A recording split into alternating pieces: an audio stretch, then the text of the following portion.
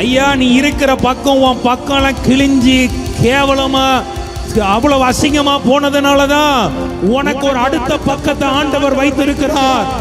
எத்தனை பேர் விசுவாசி இருக்கிற பக்கம் ஐயோ முடியல வேண்டாம் அப்படி இருக்கிற பிள்ளைங்க ஒரு அரை நிமிஷமாவது கை தட்டி ஆமாண்டவரே இனி எங்களுக்கு அடுத்த பக்கத்திற்கு come on people. இருக்கிற பக்கம் வேற மாதிரி இருக்கு, கேவலமா இருக்கு, வேதனையா இருக்கிறது, கண்ணீரா இருக்கிறது, புலம்பலா இருக்கிறது, துன்பமா இருக்கிறது, குறைச்சலா இருக்கிறது. ஐயோ ஒவ்வொரு நாட்களும் பாடுகளுக்கு மேல பாடுகளா இருக்கிறது, முடியல ஆண்டவரே ஏதாவது எனக்கு செய்யுங்கப்பா. உனக்கு தான் அந்த வியாதியினால, அந்த சாபத்தினால, அந்த கடன் பிரச்சனையினால என்னால மூழ்கி போகிற மாதிரி இருக்கிறது, எழும முடியல.